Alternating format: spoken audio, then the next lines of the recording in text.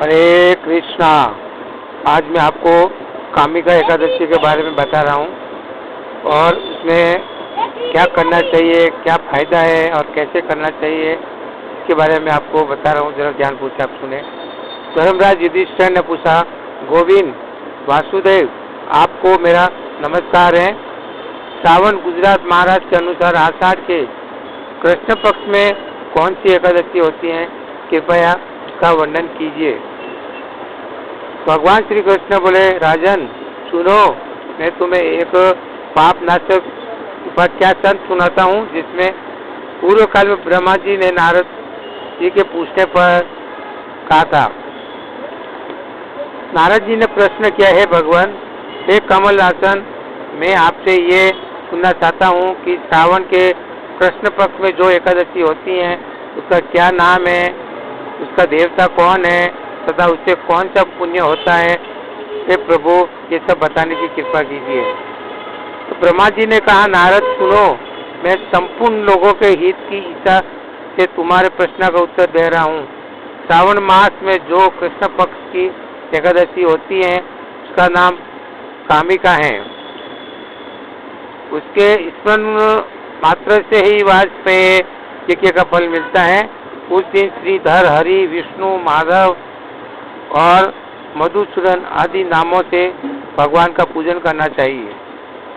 भगवान श्री कृष्ण के पूजन से जो फल मिलता है वह गंगा, काशी, नैमिषारण्य तथा पुष्प क्षेत्र में भी चुप नहीं हुए।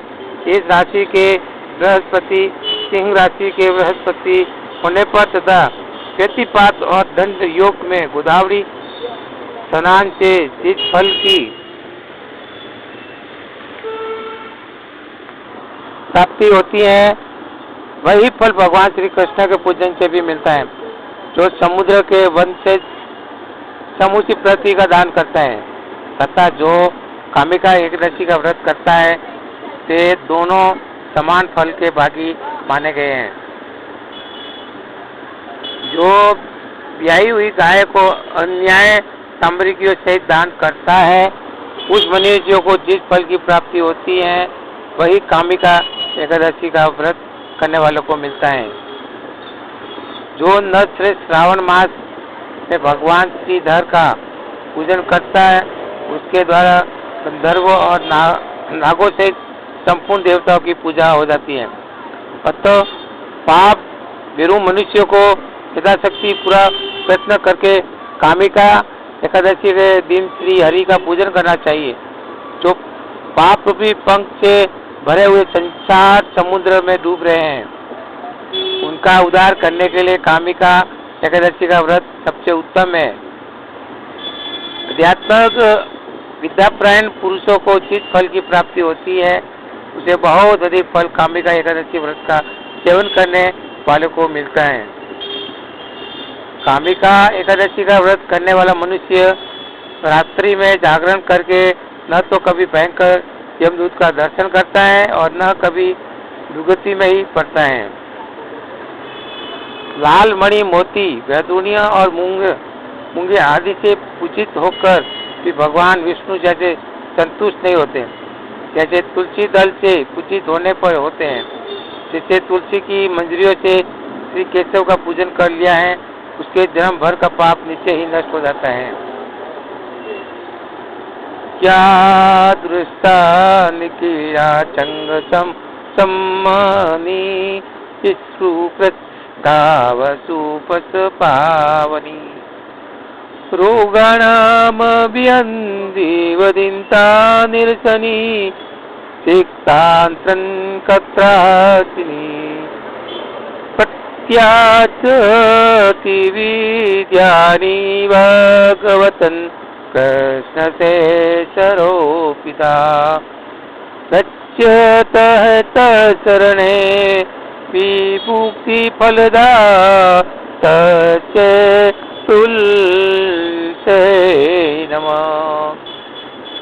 जो दर्शन करने पर सारे पाप समुदाय का नाश कर देती हैं, वो इस पर करने पर शरीर को पवित्र बनाती, प्रणाम करने पर लोगों का निवारण करती, जल से सींचने पर यमराज को भी भय से पहुंचाती, आरोपित करने पर भगवान श्री कृष्ण के समीप ले जाती और भगवान के चरणों में चढ़ने वाले मोक्ष रूपी फल प्रदान करती है।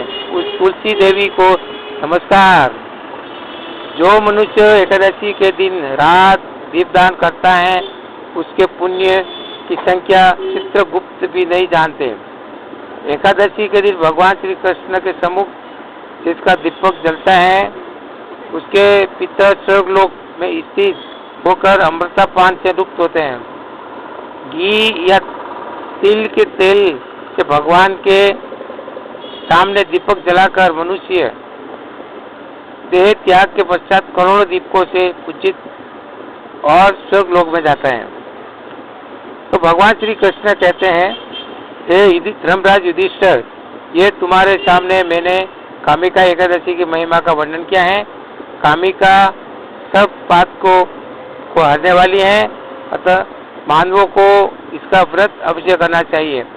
ये स्वर्गलोक तथा महान पुण्य फल प्राप्त करने वाली हैं। जो मनुष्य श्रद्धा के साथ उसका आत्म श्रवण करता है और वह सब पापों से मुक्त और श्री विष्णु लोक में जाता है। ये कामिका एकादशी की समय आपको मैं बताया है, ज्ञान पूछेंगे ये करके और करना चाहिए, इससे सब पापों का मुक्त हो जाता है। हरे कृष्णा।